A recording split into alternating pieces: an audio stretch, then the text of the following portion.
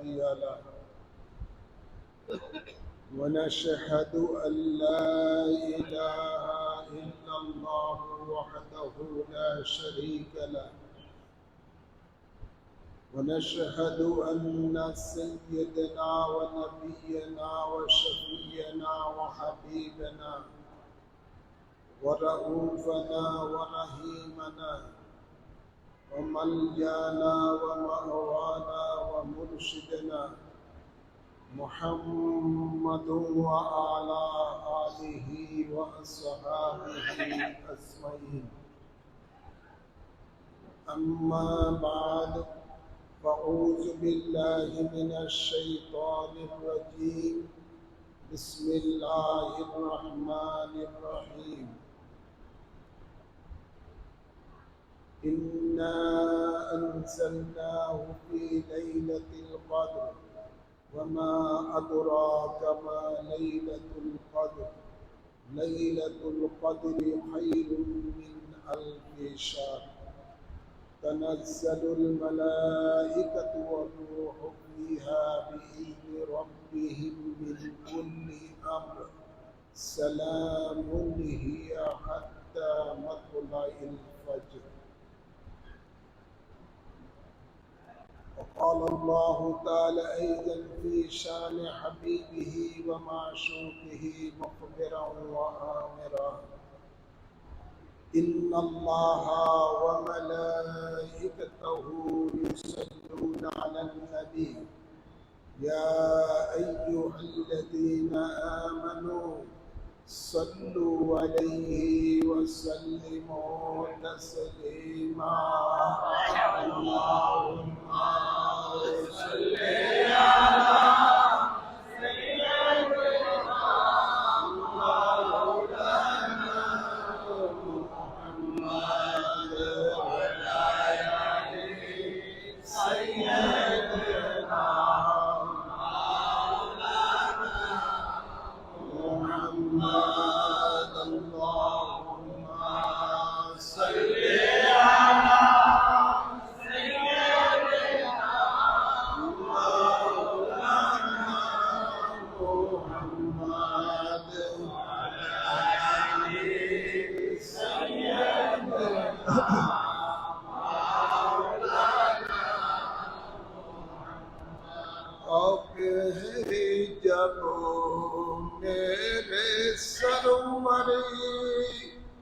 या मोहम्मद मुस्तफा फिरो क्यों कौफ़े महशर या मोहम्मद मुस्तफा। अल्लाहुम्मा सल्ली अला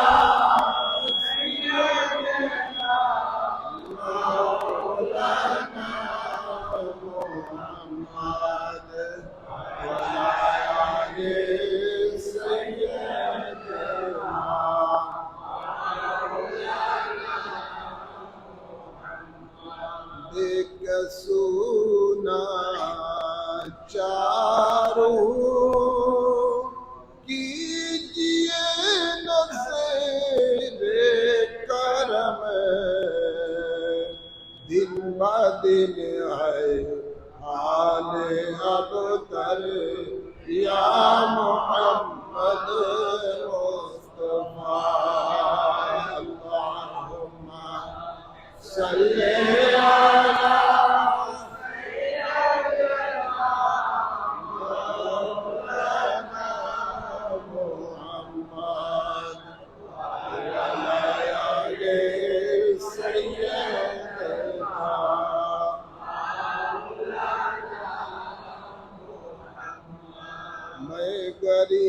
के बहरे कम हो कीजिए मेरी मदद ऐ हबीबे रब्बे अकबर या मोहम्मद मुस्तफा। अल्लाहुम्मा सल्ली अला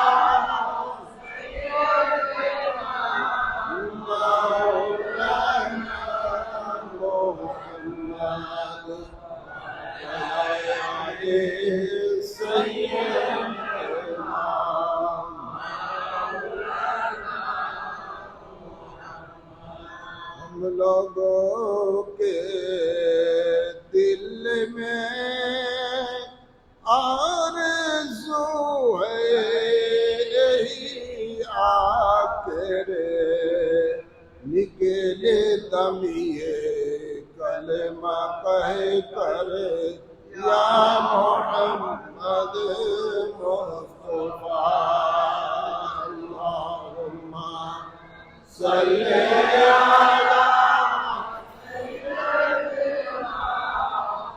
मौलाना मुहम्मद वअला आलिहि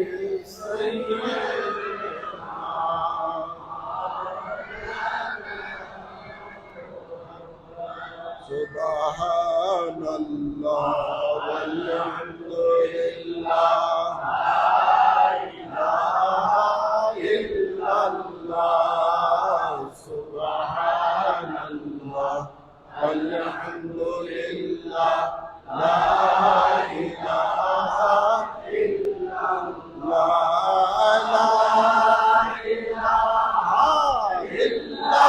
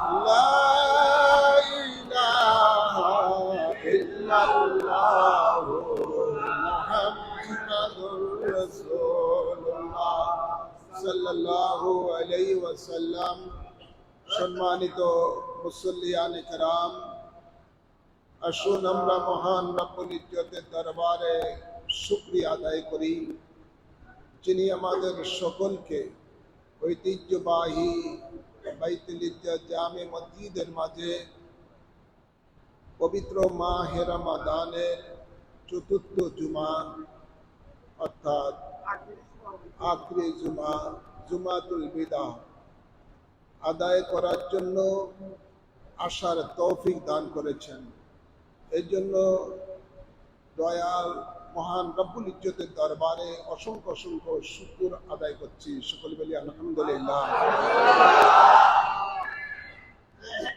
সাথে সাথে অসংখ্য অসংখ্য দুরুদ ও সালাম পেশ করছি সরকার দো আলম নূরে মুজাসসাম শফিউল মুজনবিন রহমতুল্লিল আলামিনের কদম মুবারকে, যার সদকাতে আমরা মাহে রমাদান পেয়েছি, যার সদকাতে হাজার মাসের থেকে শ্রেষ্ঠ একটি রাত্র পেয়েছি, যে রাতের নাম লাইলাতুল কদর। সেই দয়াল নবীর কদম মুবারকে অসংখ্য অসংখ্য দুরুদ সালাম পেশ করছি, আল্লাহুম্মা আমিন বলে।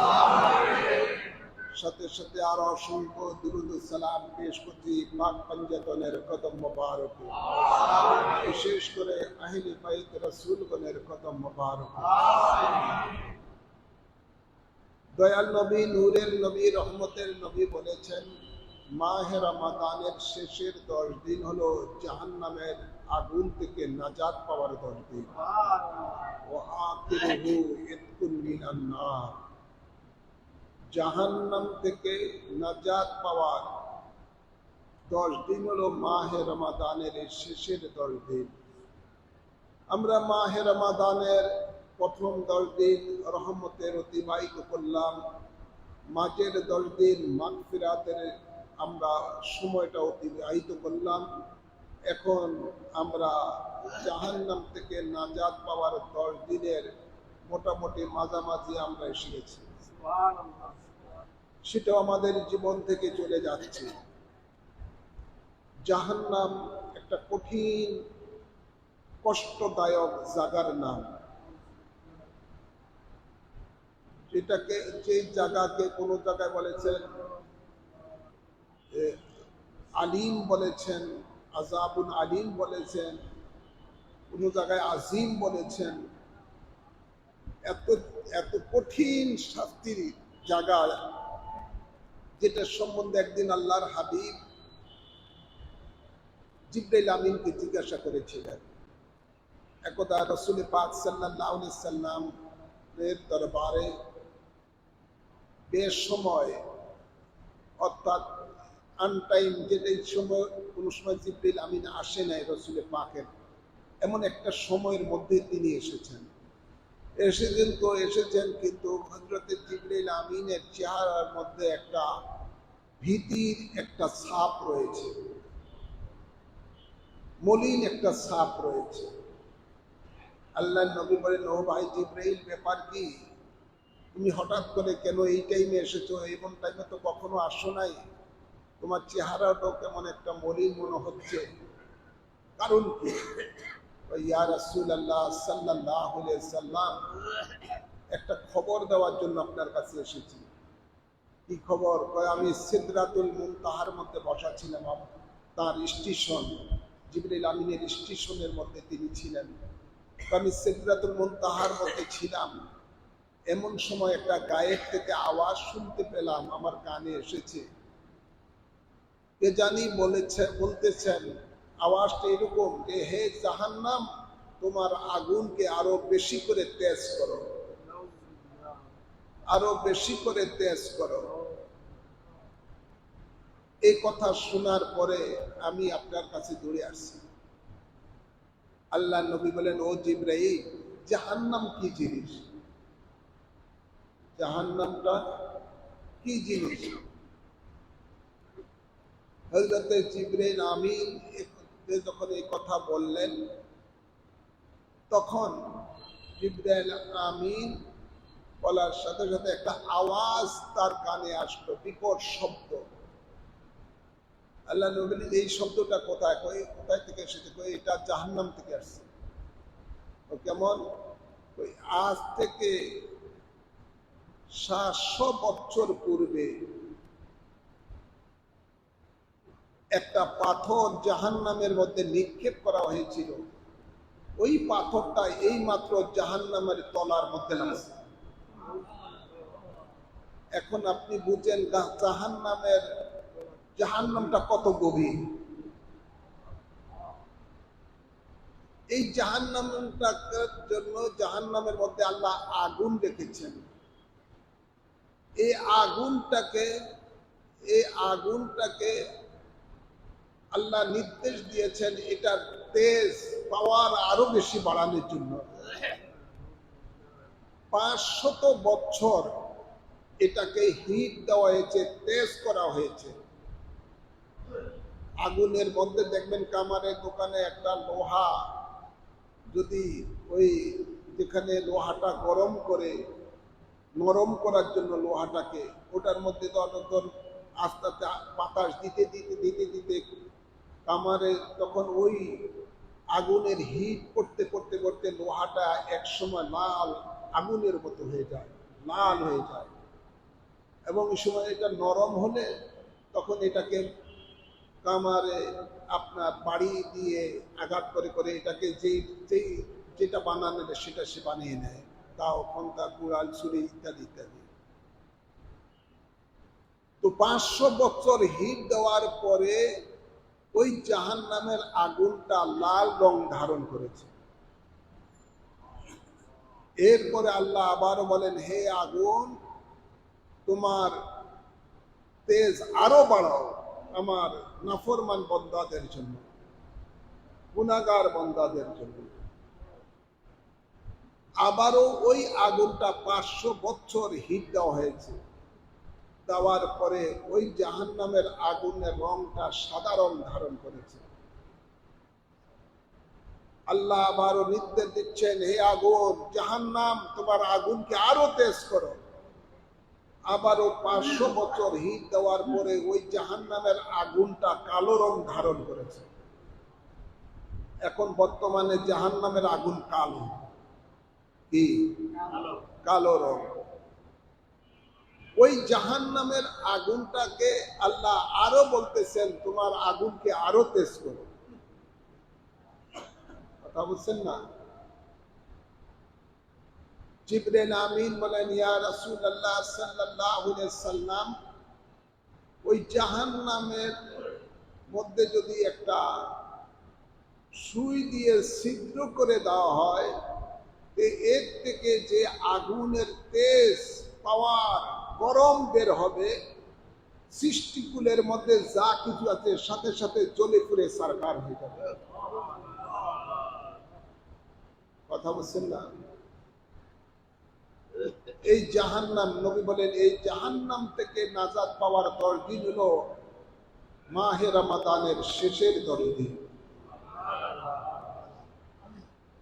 জিবরাইল আমিন তারপরে বলেন, এই জাহান্নামের মধ্যে আল্লাহ যে শিকল রেখেছেন, যে শিকল দিয়ে জাহান্নামীদেরকে বাঁধা হবে, ওই ছোট্ট একটি শিকলের টুকরা যদি পৃথিবীর সবচেয়ে উঁচু পাহাড়ের উপরে রাখা হয়, সাথে সাথে পাহাড়টা গলে মোমের মতো গলে সে ওই শিকলটা জমিনের 7 তক্কার নিচে চলে যাবে। কথা বলছেন না? জিবরিল আমিন বলেন, জাহান্নামের পরিচয় আরো দিচ্ছেন। ওই জাহান্নামের মধ্যে আল্লাহ তাবারক ওয়া তাআলা যে ফেরেশতা রেখেছেন জাহান্নামীদেরকে শাস্তি দেওয়ার জন্য, ওই একটা ফেরেশতা যদি পৃথিবীর মধ্যে যদি নিক্ষেপ করা হয়, তাহলে পৃথিবীর যত প্রাণী আছে সাথে সাথে ওই ফেরেশতার শরীরে থেকে যে দুর্গন্ধ বের হবে, সাথে সাথে সেটা সমস্ত প্রাণী মরে শেষ হয়ে যাবে। নাউজুবিল্লাহ বলেন। আর জাহান্নামের পরিচয় আরো কি? জাহান্নামের মধ্যে আরো পরিচয় হলো, জাহান্নামের যে তাদেরকে রাখা হবে, যে ওদেরকে যে সাপ এবং বিচ্ছু, বিষাক্ত জন্তু যে জাহান্নামীদেরকে কামড়াবে, একটা বিচ্ছু অথবা একটা সাপ যদি কোনো মানুষকে কামড় দেয়, সাথে সাথে তার শরীরের সমস্ত মাংসগুলো মোমের মতো গলে জমিনে পড়ে যাবে, শুধু কঙ্কালটা থাকবে। আর ওই সাপ এবং বিচ্ছু 1 ফুটা বীজ যদি পৃথিবীর মধ্যে নিক্ষেপ করা হয়, তাহলে পৃথিবীর সমস্ত প্রাণীগুলো সাথে সাথে মরে শেষ হয়ে যাবে। জাহান্নামের পরিচয়, জাহান্নামের মধ্যে যদি জাহান্নামীরা কোনো পানি চায়, এমন পানি দেওয়া হবে, সেই পানিটা হলো মানুষের দেহের মধ্যে যে পুঁজ পোড়া হয়, এর মধ্যে যে যত ময়লা থাকে পুঁজ, এগুলো তাদেরকে খাইতে দেওয়া হবে। নাউজুবিল্লাহ বলেন। আরো কঠিন কঠিন আযাব শাস্তির কথা যখন জাহান্নামীদের ব্যাপারে বলা শুরু করলেন, তখন আল্লাহর নবী বলেন, ও জিবরিল, আর জাহান্নামের পরিচয় আমার সামনে দিও না। আমার যেন এই মুহূর্তে কলিজা ফেটে যাচ্ছে। আল্লাহর নবী চোখের পানি ফেলে ফেলে কাঁদছেন, রব্বি হাবলি উম্মতি, রব্বি হাবলি উম্মতি। আল্লাহ, আমার উম্মতকে আমাকে হেফা করে দাও, আমার উম্মতের কি অবস্থা হবে। নবী পাক চোখের পানি ফেলতেছেন, কাঁদছেন, সাথে সাথে জিবরিল আমিনও কাঁদতেছেন। আল্লাহ নবী বলে, ও জিবরাইল, তুমি কাঁদো কেন? আমি তো আমার উম্মতের জন্য কাঁদি, তুমি কাঁদো কেন? ইয়া রাসূলুল্লাহ সাল্লাল্লাহু আলাইহি সাল্লাম, আমিও কাঁদি আমার নিজের জন্য, যেহেতু আমার সঙ্গের অনেক সাথীকে আল্লাহ পরীক্ষা দিয়েছিলেন, ওই পরীক্ষার মধ্যে হারুত মারুত সহ আর অনেকেই এরকম ফেল করে ফেলেছেন পরীক্ষায়, তারা বিভিন্ন শাস্তি ভোগ করেছেন। যেমন ইবলিস ফেরেশতাদের সর্দার ছিল, পরীক্ষায় পড়ে সেও শেষ হয়ে গেছে। আমি চিন্তিত এই কারণে যে আমার উপরে আমি কখনো কোন পরীক্ষা এসে যায় আল্লাহর পক্ষ থেকে, আমি এই জন্য চিন্তা করে কাঁদতেছি জাহান্নামের ভয়েতে। তখনই আওয়াজ আসলো আল্লাহর পক্ষ থেকে, জিবরাইল আমি নিরাপদ, তার জন্য কোনো পরীক্ষা হবে না আল্লাহর পক্ষ থেকে। হ্যাঁ আমার বাবার আমার, সেই কঠিনতম জাহান্নাম, এর থেকে বাঁচার জন্য, মুক্তি পাওয়ার জন্য রাসূল পাক সাল্লাল্লাহু আলাইহি সাল্লাম এই মাহে রমাদানের শেষের 10 দিন তিনি বললেন, এই শেষের 10 দিন হলো জাহান্নাম থেকে নাজাতের পাওয়ার 10 দিন।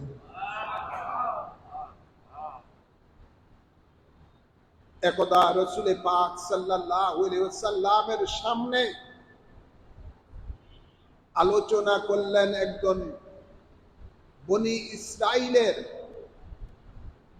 একজন ব্যক্তির ব্যাপারে, যার নাম হলো সামউদ।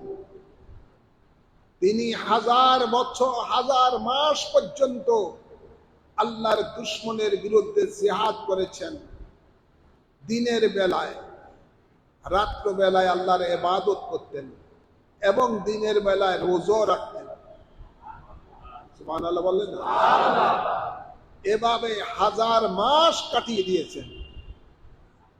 আল্লাহ নবী একথা শোনার পরে উম্মতের চিন্তা করতেছেন। দয়াল নবী সবসময় উম্মতের চিন্তা করতেন।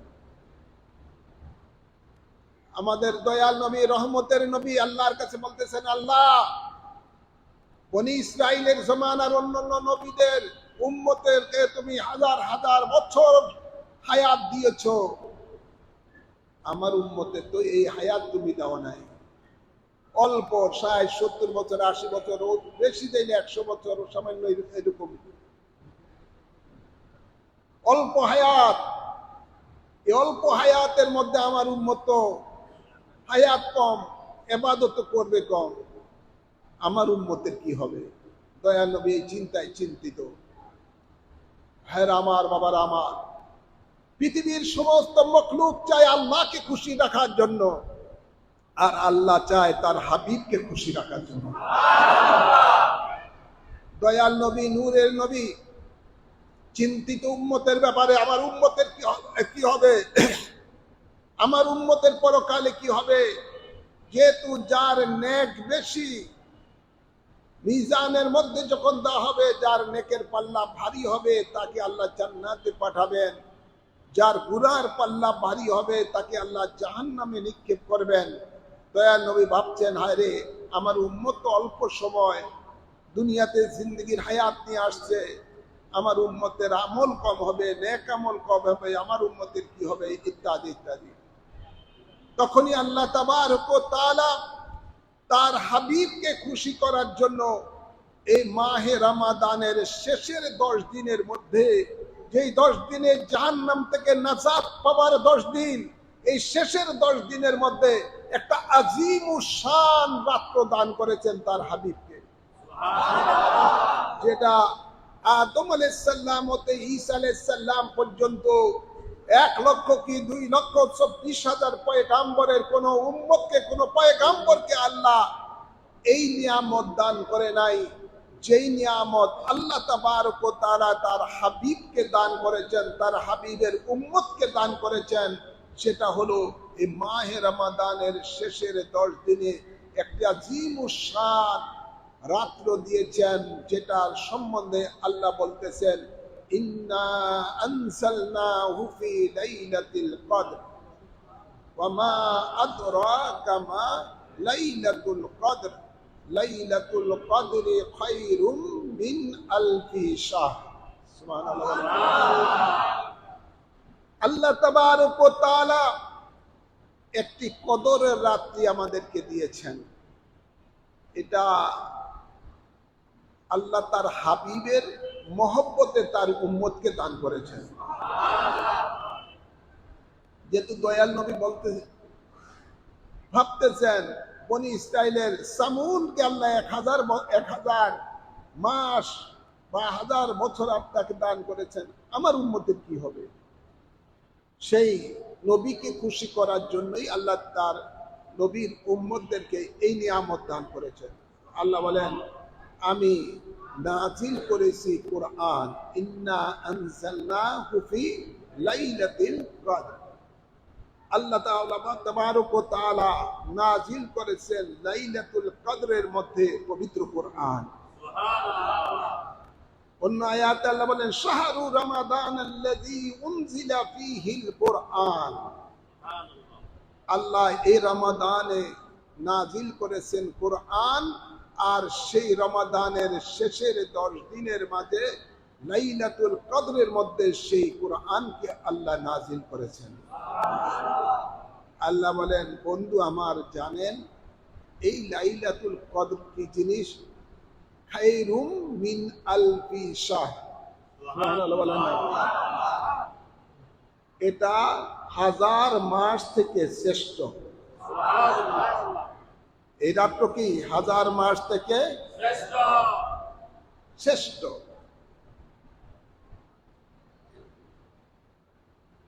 আর এই শ্রেষ্ঠ রাত্রের মধ্যে আল্লাহ তাবারক ওয়া তাআলা তানাজ্জালুল মালাইকাতু ওয়ার রূহ। সুবহানাল্লাহ বলেন না? আল্লাহ জিবরাইল আমিনকে নাজিল করেন এই রাত্রিতে, এবং তার সাথে 70,000 কি অসংখ্য আল্লাহ রহমতের ফেরেশতা নাজিল করেন। এবং এদের ডিউটি কি? ওনাদের ডিউটি হলো এই রাত্রির মধ্যে যারা আল্লাহর ইবাদত করবে, তাসবিহ পড়বে, আল্লাহর ইবাদত করবে, আল্লাহর তাসবিহ পড়বে, তাদের জন্য আল্লাহর দরবারে দোয়া করবেন। সুবহানাল্লাহ বলেন না?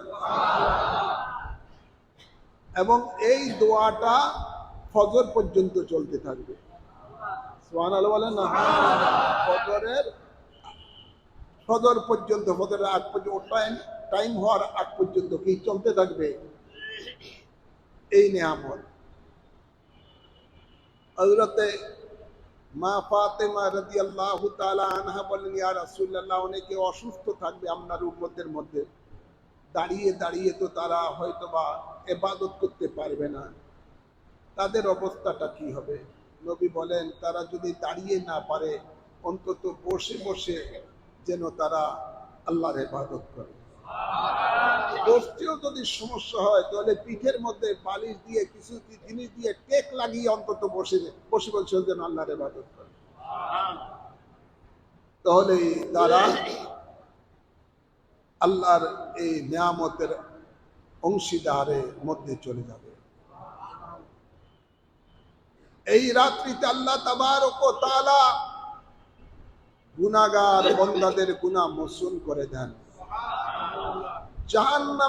জাহান্নামীদেরকে আল্লাহ নাজাত দান করে দেন, জাহান্নামীদেরকে জান্নাতি বানিয়ে দেন, গুনাহগারকে বেগুনাহ বানিয়ে দেন।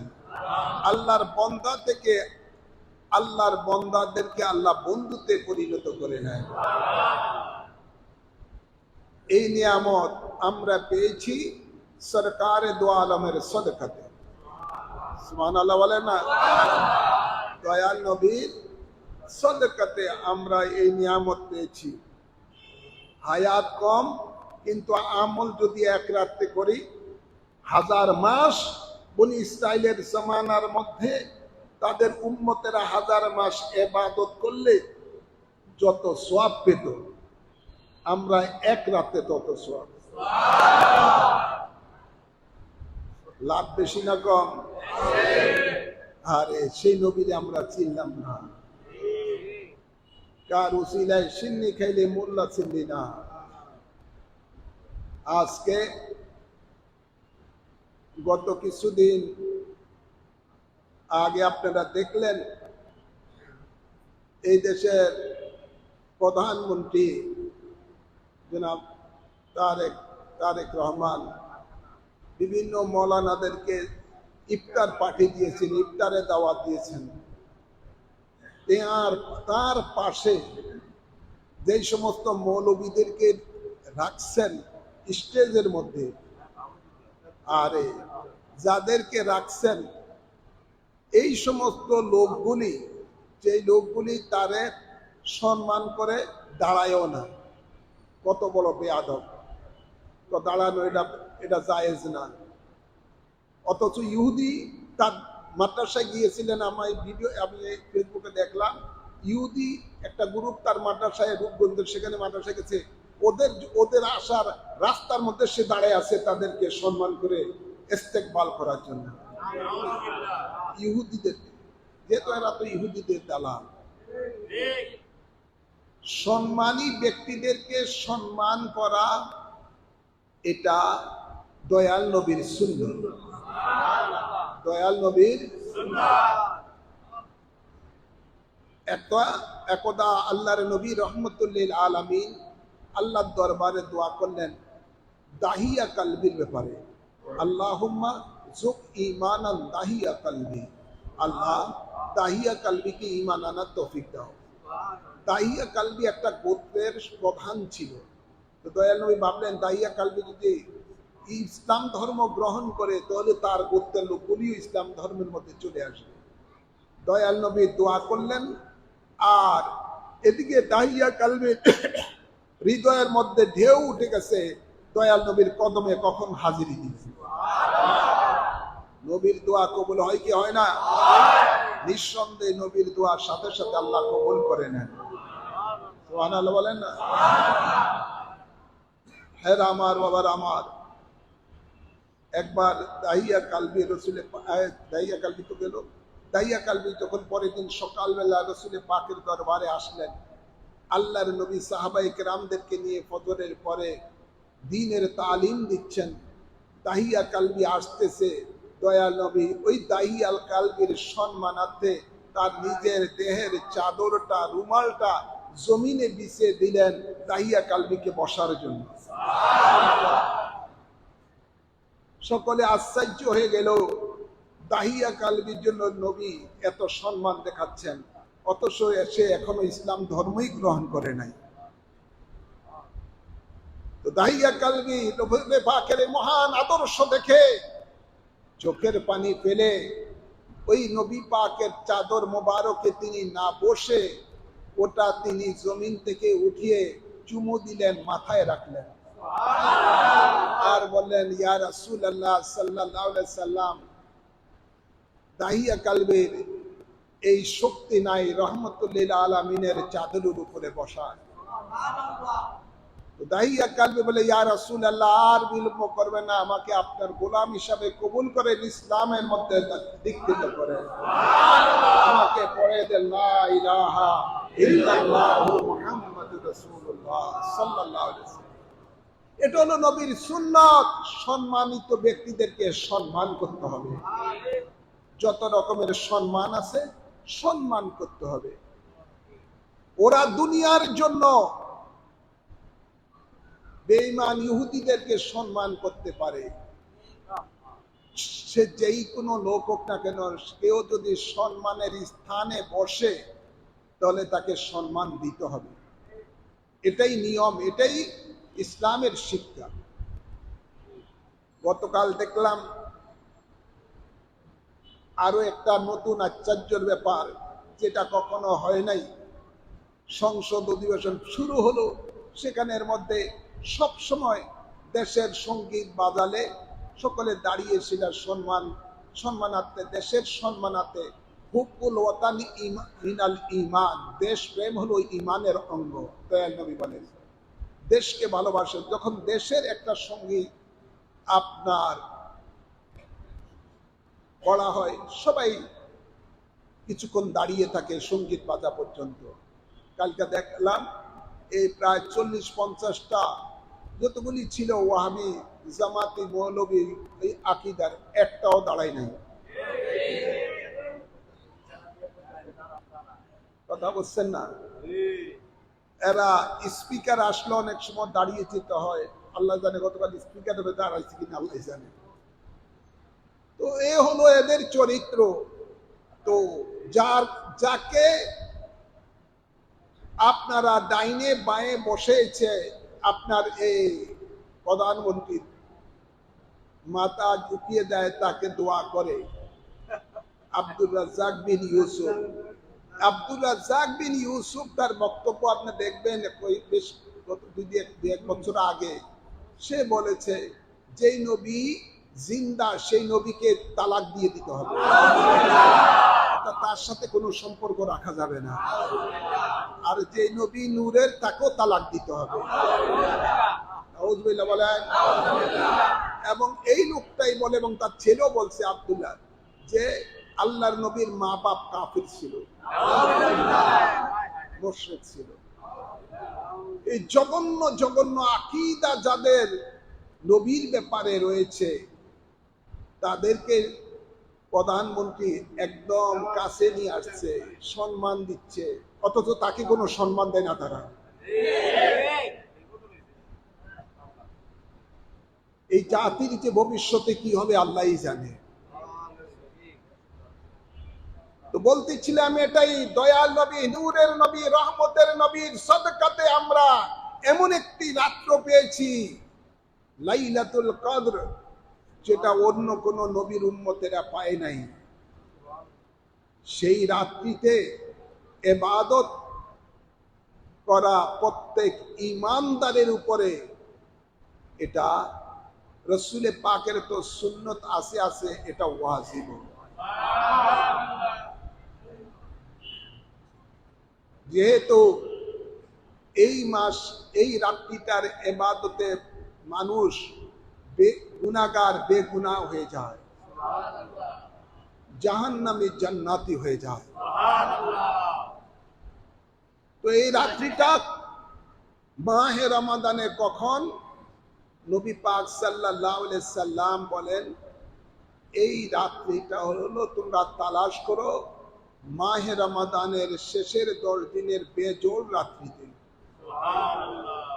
বেজোড় রাত্রিতে, অর্থাৎ 21 তারিখ, 23 তারিখ, 25 তারিখ, 27 তারিখ, 29 তারিখ। সুবহানাল্লাহ বলতে না? আমাদের মাযহাবের ইমাম আবু হানিফা রাহমাতুল্লাহ আলাইহি অধিকতম তিনি দলিলের মাধ্যমে বলতেছেন এটা এই রাত্রিটা 27 তারিখে হতে পারে। তো আমরা শুধু 27 তারিখে ইবাদত করব না, বরঞ্চ মাহে রমাদানের শেষের 10 দিনের প্রত্যেকটি বেজোড় রাত্রিতে আমরা কিছু কিছু আল্লাহর ইবাদত করব। আল্লাহ কবুল করুন, আমিন বলেন। শুধু বেজোড় রাত্রিতে নয়, বরঞ্চ মাহে রমাদানের শেষের 10 দিন, পুরা 10 দিনের মধ্যেই যেন আমরা প্রত্যেকে অন্তত রাত্রিতে জেগে তাহাজ্জুদের নামাজ পড়ে আল্লাহর কাছে গুনার জন্য ক্ষমা চাইব, জাহান্নামের আযাব থেকে আমরা আল্লাহর দরবারে পানা চাইব। রাজি আছি না? আল্লাহ কবুল করুন, আমিন বলেন। মাহে রমাদান হতে পারে এই জীবনের জন্য অনেকের জীবনে শেষ রমাদান। এই শেষ রমাদান অনেকের জীবনে হয়ে যেতে পারে, সে অনেকের জীবনে এই শেষ সুযোগ লাইলাতুল কদর, এর মধ্যে আর জীবনে সে আরেকবার নাও পেতে পারে। আমাদের জিন্দেগির আমলের দিকে যদি তাকাই, তাহলে আমরা আমলের দিকে তাকাইলে আল্লাহর জান্নাত পাওয়ার আমরা আশা করতে পারি না। একদা আল্লাহ তাবারক ওয়া তাআলা জান্নাত এবং জাহান্নাম সৃষ্টি করার পরে জিবরাইল আমিনকে বললেন, এই জিবরাইল যাও জাহান্নামটা দেখে আসো। আল্লাহর নির্দেশে জিবরাইল আমিন জাহান্নাম দেখতে গেলেন। দেখলেন এখানের মধ্যে আল্লাহর কঠিনতম আযাবগুলো দেখে আসলেন। তখন জিবরাইল দেখে এসে আল্লাহর কাছে বলেন, আল্লাহর কাছে যখন আসলেন, আল্লাহ জিজ্ঞাসা করলেন, জিবরাইল কি অবস্থা, কি দেখলা? আল্লাহ, জাহান্নামের যে আযাব যেগুলো দেখে আসলাম, এই কথা যদি তোমার কোনো বান্দা বান্দি শুনে জীবনে কখনোই জাহান্নামে যায় এই ধরনের কোনো কাজ করবে না সে। আল্লাহ বলেন, যাও এবার জাহান্নামের যাওয়ার রাস্তাটা দেখে আসো। কথা বুঝছেন না? যখন গেলেন, রাস্তা দেখে আসার ফলে বললেন, যখন আল্লাহর কাছে আসলে আল্লাহ জিজ্ঞাসা কি দেখছো? হ্যাঁ দেখছি। আল্লাহ, যেই রাস্তা দেখছি জাহান্নামে যাওয়ার, আমার মনে হয় কোন তোমার বান্দা বান্দি এই রাস্তা থেকে আর ফিরত আসবে না, জাহান্নামে সে যাবে। নাউযুবিল্লাহ বলতেন না? আমার বাবার আমার, আবারও এরপরে আল্লাহ বলেন যাও এবার জান্নাত দেখে আসো। জান্নাত দেখে আসলেন, দেখে এসে বললেন আল্লাহ বললেন আল্লাহর কাছে কি দেখলা? আল্লাহ এত সুন্দর নাজ ও নিয়ামত জান্নাতের মধ্যে রাখছো, এই নাজ ও নিয়ামত যারা তোমার বান্দা বান্দিরা শুনবে জান্নাতের, তারা জান্নাত পাওয়ার জন্য এমন কাজ করবে যে ছাড়া তারা অন্য কোনো কাজই যাবে না। জান্নাত পাওয়ার জন্যই তারা দিন রাত চেষ্টা করবে। এবার যাও জান্নাতের রাস্তাটা তোমরা দেখে আসো, যে রাস্তা দিয়ে জান্নাতে যাবে। যখন দেখে আসলেন, আসার পর বলে কি দেখছো? আল্লাহ যেই যা দেখে আসলো, এই জান্নাতে, তোমার এই জান্নাতে কোনো বান্দা বান্দি তোমার যাইতে পারবে না। কথা হচ্ছেন না? তো আজকে আপনারা দেখেন, বাস্তবে আমরা জান্নাতে যাওয়ার জন্য আমরা যে কাজ করতে হয়, আমরা সেই কাজ আমরা করি না। যে কাজ করলে জাহান্নামে যেতে হয়, আমরা সেই কাজটিই বেশি করে করতে। আমাদের অবস্থাটা এইটাই হলো। কুরআনে পাকে আল্লাহ তাবারক ওয়া তাআলা ইরশাদ করেন, ومن يطع الله ورسوله يدخله جنات تجري من تحتها الانهار। যারা আল্লাহ এবং রাসূলের তাবেদার হবে তাদেরকে আল্লাহ পুরস্কার হিসেবে জান্নাত দিবেন, যে জান্নাতের তলদেশ থাকবে ঝর্ণা প্রবাহিত, যে জান্নাতে তারা চিরকাল অবস্থান করবেন। এখন আসুন, আমরা কি সত্যিকার রূপে আল্লাহ রসুলের ঠিক মতো তাবেদারি করি? মোটেই না। আমরা যে কাজ করলে আল্লাহ রসুল খুশি, আমরা কয়জন এই কাজ করি? অধিকাংশ কাজগুলি যে কাজ করলে আল্লাহ রসুল নারাজ, ওই কাজটাই আমাদের জীবনে বেশি হচ্ছে।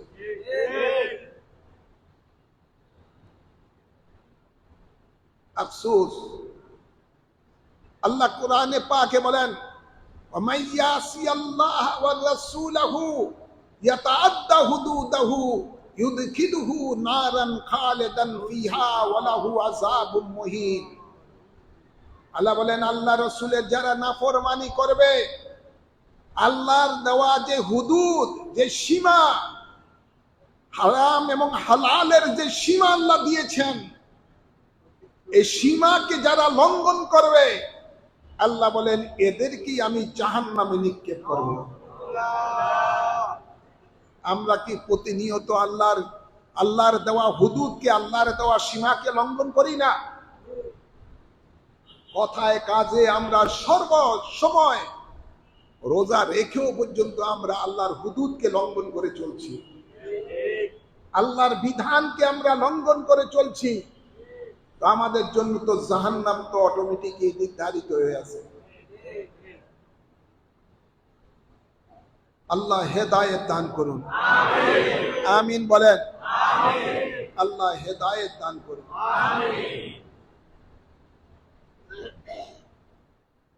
এই মাহে রমাদান আল্লাহ আমাদেরকে দিয়েছিনি একমাত্র লাআল্লাকুম তাত্তাকুন, যাতে করে আমরা মুত্তাকি হতে পারি।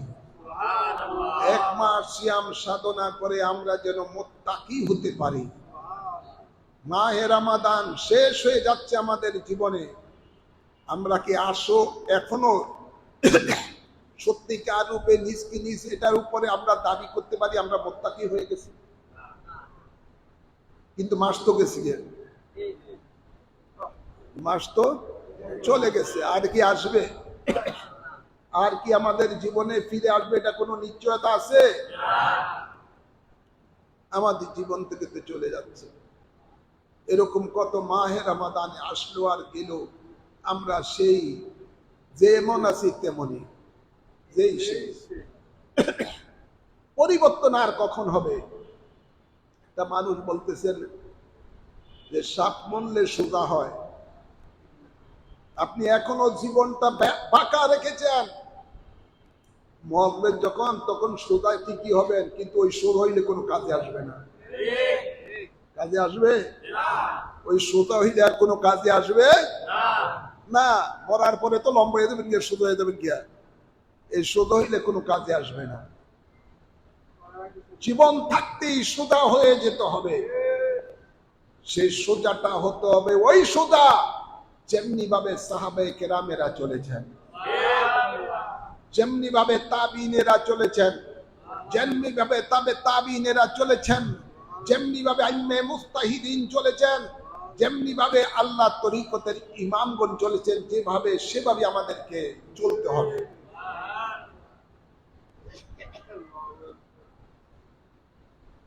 আজ আপনারা দেখেন, ইসলামের সঠিক পথের মধ্যে চলার জন্য,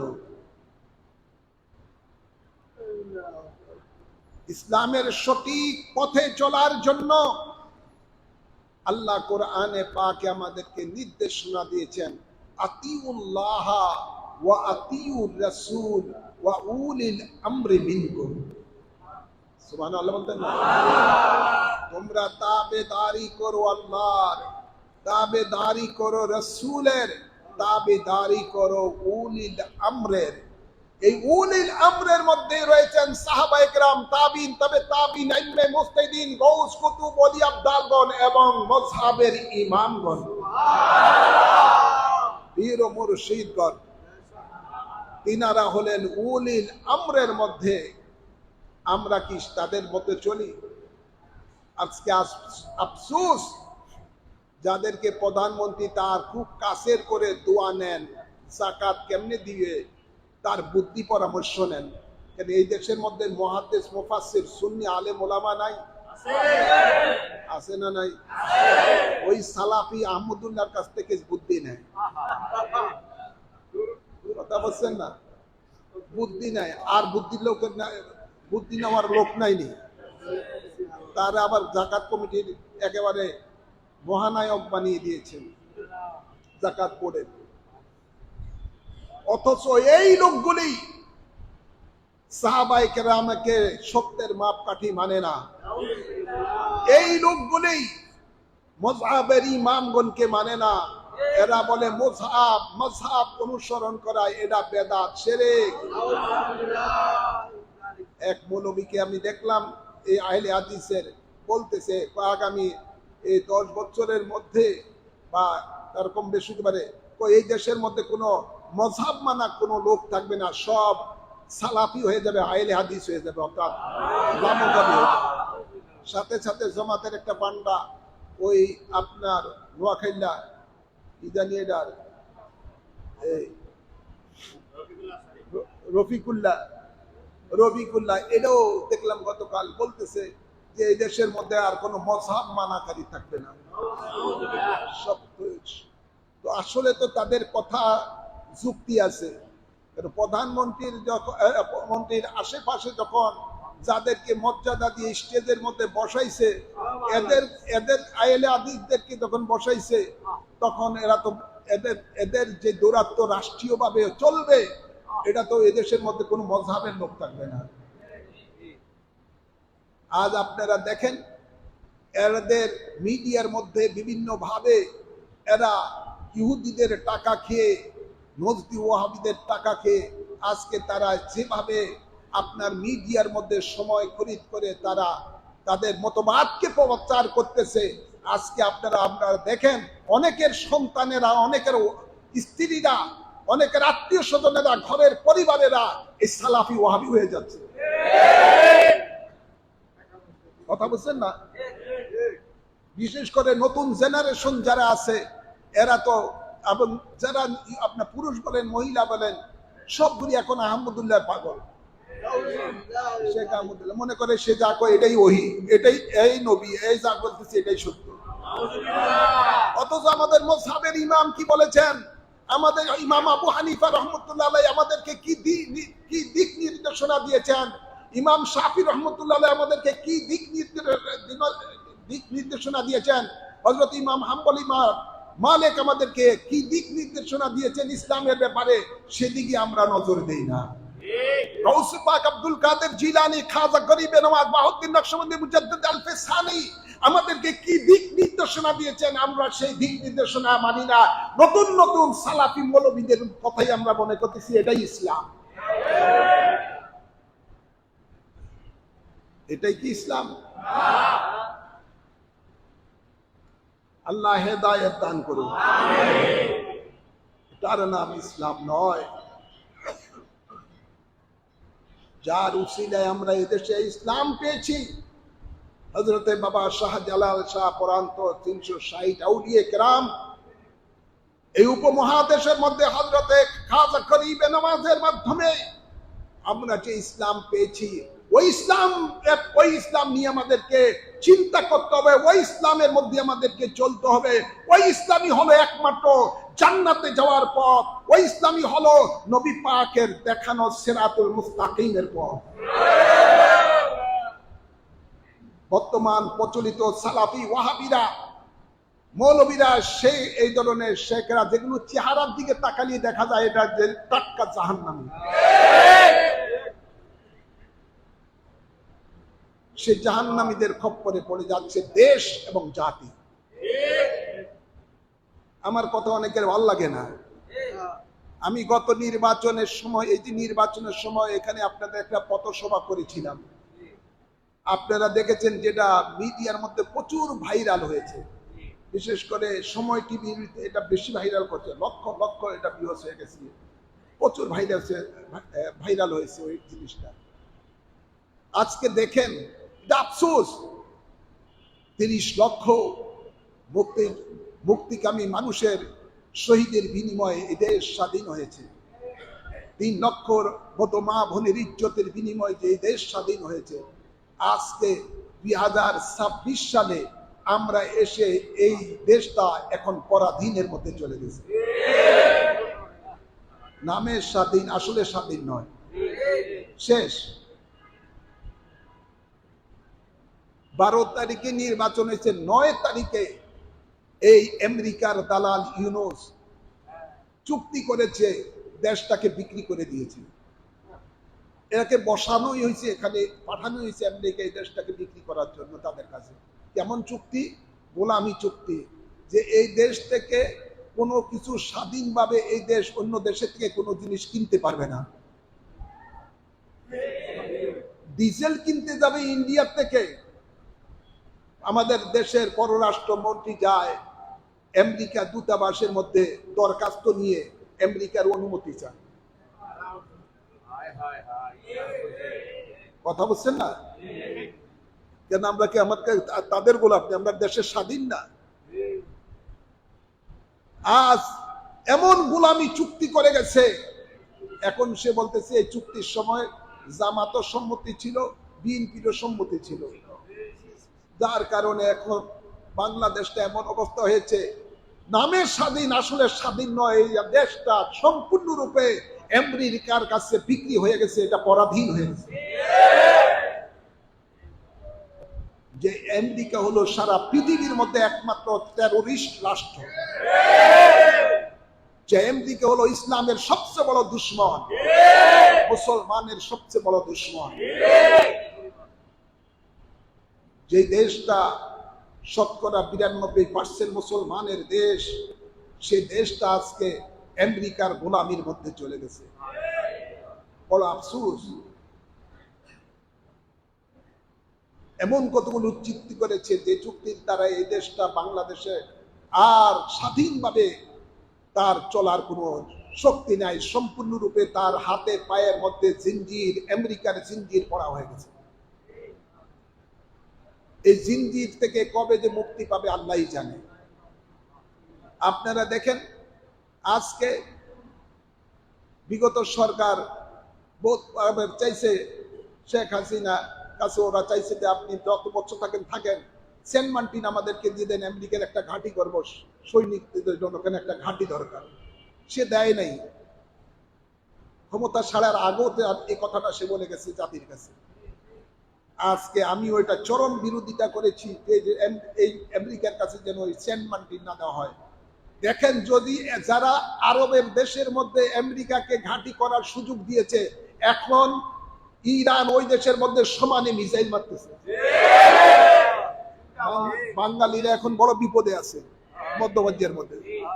আমাদের দেশে যদি এই ধরনের ঘাঁটি আমেরিকা করে, এই দেশের মধ্যে কোনো সময় আমেরিকা আর রাশিয়া যদি যুদ্ধ হয় অথবা চীনে যদি যুদ্ধ হয়, আমাদের বাংলাদেশটা থাকবে? তামা করে ফেলাবে। আমরা একটা স্বাধীন দেশ, আজকে স্বাধীন দেশটা পরাধীন হয়ে গেছে কতিপয় মানুষের ক্ষমতার লোভে পড়ে। এই দেশটার প্রায় 18 কোটি মানুষ, আজকে মানুষ এই দেশের মধ্যে আপনার পরাধীনতার জিনজির পড়ে গেছে। কবে যে থেকে আল্লাহ মুক্তি দান করবে আল্লাহই জানেন। আল্লাহ হেফাজত করুন, আমিন বলেন। আল্লাহ বাবা শাহজালাল শাহ পরাংশ 360 আউলিয়া কেরামের সদকাতে বাংলাদেশকে হেফাজত করুন। তাই আমি শুধু আজকে এটুকুই বলতে চাই, আমাদেরকে শুধু ইবাদত করব, কিন্তু এর মধ্যে একটা বড় ইবাদতও আছে। আল্লাহ নবী বলেন, হুব্বুল ওয়াতান মিনাল ঈমান। দেশকে ভালোবাসতে হবে, দেশের মানুষকে ভালোবাসতে হবে, এটা হলো ঈমানের অঙ্গ। এটা হলো ঈমানের অঙ্গ। দেশের কোনো ক্ষতি হবে, যে কোনো ব্যক্তি দেশের কোনো ক্ষতি করুক, এর বিরুদ্ধে প্রতিবাদ করতে হবে, এবং এই প্রতিবাদ করাটা হলো জিহাদ। এই প্রতিবাদ করাটা হলো জিহাদ। আল্লাহর নবী বলেন, বুখারী শরীফের হাদিস, আফজালুল জিহাদে কালিমাতুল হক ইনদা সুলতানিন আযা। আল্লাহ নবী বলেন, জালিম সরকারের বিরুদ্ধে কথা বলা, এটা হলো সবচেয়ে বড় জিহাদ। এই জিহাদ আমাদেরকে করতে হবে, যেই পর্যায়ে থাকুন না কেন। অন্যায়ের বিরুদ্ধে যখন অন্যায় করবে, সবসময় অন্যায়ের বিরুদ্ধে কথা বলতে হবে। যারা কথা বলবে না তাদের কি হবে? নবী এটাও বলে গেছেন, আস-সাকিতু আনিল হক্কি ইনদা শাইতানিল আকরাজ। আস-সাকিতু আনিল হক্কি শাইতানিল আকরাজ। নবী বলেন, যারা হক কথা বলে না, এরা হলো বোবা শয়তান। এটা বুখারী শরীফের সহিহ হাদিস। হক কথা বলতে হবে। এটা যদি আল হক মুরুন, হক কথাটা তিতা, যদিও তিতা থাকে তাও বলতে হবে। আপনারা দেখেছেন, যখন বেশ কয়েক বছর আগে আওয়ামী লীগ ক্ষমতা ছিল, আমি ওই আপনার শীতলক্ষা একটা মাহফিলের মধ্যে, যখন আপনার ওই ভারতের মধ্যে মুসলমানের উপরে বিভিন্ন নির্যাতন করা হচ্ছিল, বিভিন্ন মসজিদ ভাঙ্গা হচ্ছিল, বাবরি মসজিদ সহ বিভিন্ন অত্যাচার করছিল, আমি কখন কড়াভাবে ওই সময় সরকারের বিরুদ্ধে বক্তব্য দিয়েছি, এবং ভারতের বিরুদ্ধে বক্তব্য ছিল না? আপনারা দেখেন, করেছি চাঁদপুর প্রেস ক্লাবের মধ্যে কঠিন ভাবে ওই সময় আমি বক্তব্য দিয়েছিলাম, সেমিনার করে এই বিরুদ্ধে। সে যে কোনো হোক, ভারত হোক, আমেরিকা হোক, রাশিয়া, যে কোনো দেশ হোক না কেন, আমার দেশের বিরুদ্ধে কোনো কেউ কথা বললে, দেশের স্বার্থের বিরুদ্ধে কেউ কোনো কথা বললে, মুসলমানের উপরে কেউ যদি আঘাত করে, পৃথিবীর যে কোনো প্রান্তে হোক না কেন, আমরা তার প্রতিবাদ করব। এটাই আমাদের ঈমান।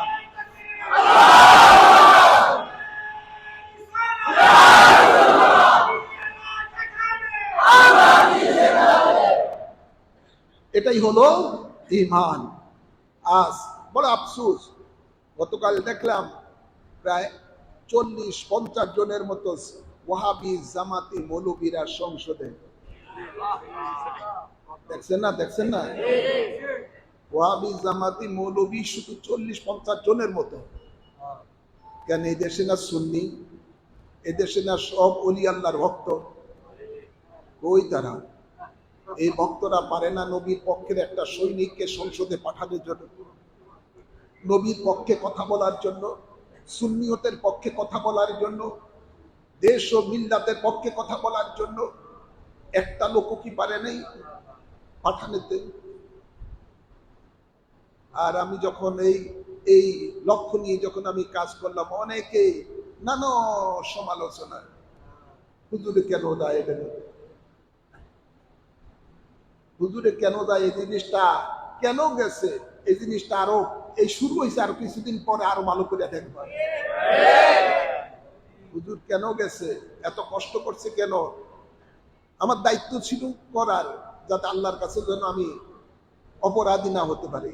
যে আমি চেষ্টা করছি হকের পথ দেখানোর জন্য, চেষ্টা করেছি। যারা সাড়া দিয়েছেন তারাই কামিয়াবি হয়েছেন। আমার নিজের জন্য নয়, দ্বীন ও মযহাবের জন্য, মিল্লতের জন্য, সুন্নিয়তের জন্য, দেশের পক্ষে কথা বলার জন্য, দেশের মানুষের পক্ষে কথা বলার জন্য, অন্যায় অবিচারের বিরুদ্ধে কথা বলার জন্যই আমার এই আন্দোলন, এই সংগ্রাম। আল্লাহ কবুল করুন, আমিন। আল্লাহ তাবারক ওয়া তাআলা আমাদের সকলকে মাহে রমাদানে রহমত, বরকত, মাগফিরাত নসিব করুন। বাংলাদেশকে আল্লাহ যেন হেফাজত করেন। নবী ওলির দুশমন থেকে, ইসলামের দুশমন থেকে বাংলাদেশকে আল্লাহ যেন হেফাজত দান করেন, আমিন বলেন। এবং আমাদেরকে যেন আল্লাহ এই শবে কদর পাওয়ার তৌফিক দান করেন। শবে কদর আমি আবারও আপনাদেরকে রিপিট করছি, শুধু 27 তারিখে ইবাদতের মধ্যে সীমাবদ্ধ রাখবেন না। বেজোর রাত্রিতে পারলে একেবারে ঈদের চাঁদ দেখার আগ পর্যন্ত আল্লাহর ইবাদত বেশি করে করে যাবেন।